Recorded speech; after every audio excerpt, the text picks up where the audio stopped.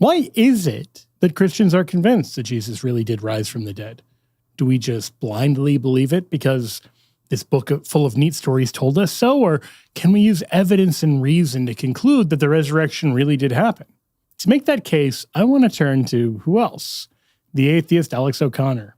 In an interview he gave last year, O'Connor looks at all the major arguments against the resurrection and shows really one by one why they don't work. And he does admirable steel manning of the Christian case in the process. Now, he's going to leave a couple of doors for atheism half open, and I'll explain later in the video why those don't work either, and why the only plausible explanation for the historical evidence is that, unlikely as it may sound, Jesus really did rise from the dead. But first, I want you to take a moment. I want you to try to come up with every plausible argument that you can for Jesus not rising from the dead. Do that, and by the end of the video, let's see if any of those arguments are left standing. Now, while you're doing that, I want to take a moment to express my gratitude for all of you who support this channel over at shamelessjoe.com. It's been amazing interacting with all of you, walking with you throughout Lent, and I'm excited for the new phase of the Patreon as I'm doing 2 live stream Q&A hours each week. It's a great way of supporting the show, and hopefully you're enjoying the extra hours of content.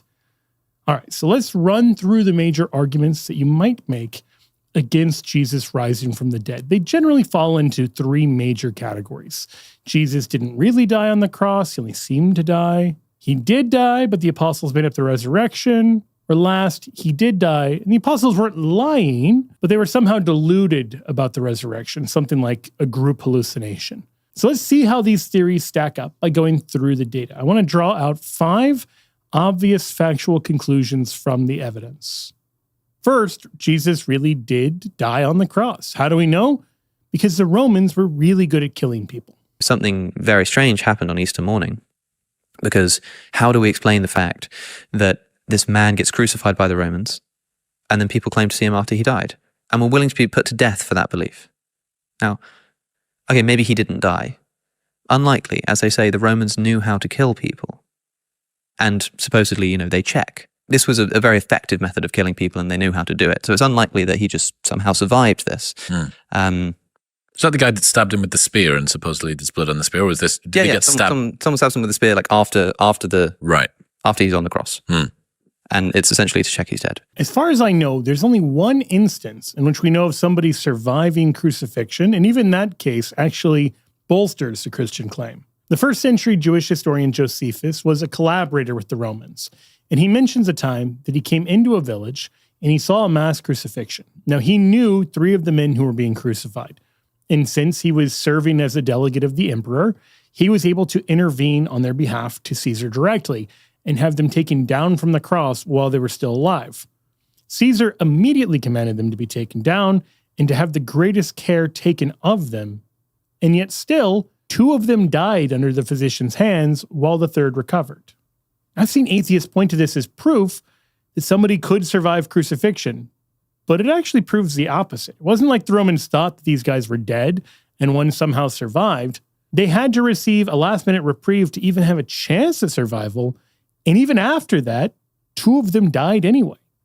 Crucifixion was a lengthy and a barbaric way of killing somebody, and Josephus shows us that even if you could intervene to try to save the person midway through, there's a good chance that they were still going to die from their wounds.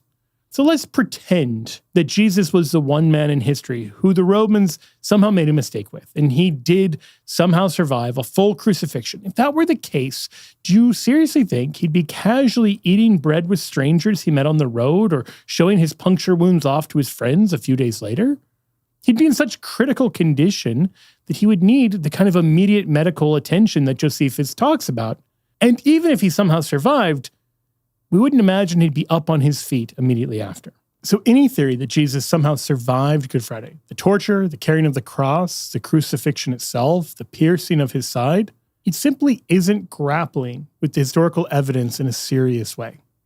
Okay, so Jesus really did die on Good Friday, and yet on Easter Sunday, and at various points over the 40 days following Easter, people claimed to see Jesus. The earliest historical evidence we have of this, older even than the Gospels, is recorded in 1 Corinthians 15, in which St. Paul says, "For I've delivered to you as of first importance what I also received, that Christ died for our sins in accordance with the Scriptures, that he was buried, that he was raised on the third day in accordance with the scriptures, and that he appeared to Cephas, then to the 12. Then he appeared to more than 500 brethren at one time, most of whom are still alive, though some have fallen asleep. Then he appeared to James, then to all the apostles. Last of all, as to one untimely born, he appeared also to me. Now, I've done another episode all about this so-called Corinthian creed that I've linked to in the description, but here's what you need to know. St. Paul is describing what he was taught when he became a Christian a few years after Easter.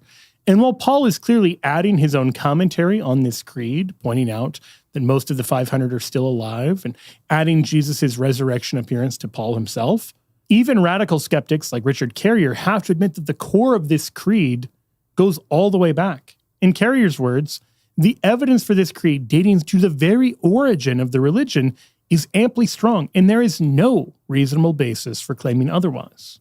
So within a very short span of time, we have a lot of people independently claiming that they've personally seen the resurrected Christ. All of the 12, but many, many more people as well. And significantly, the stories about what people recount are quite detailed. We have eyewitness accounts of people not only speaking with Jesus, but doing things like, in St. Matthew's Gospel, people touching Christ and worshiping him. St. Luke tells how people walked the 7-mile journey to Emmaus with Jesus, only to invite him into their home where he revealed himself to them and then disappeared. In order to prove that he's not a ghost, Jesus even says to the apostles later in Luke's Gospel, "See my hands and my feet, that it is I myself. Handle me and see. For a spirit has not flesh and bones as you see that I have."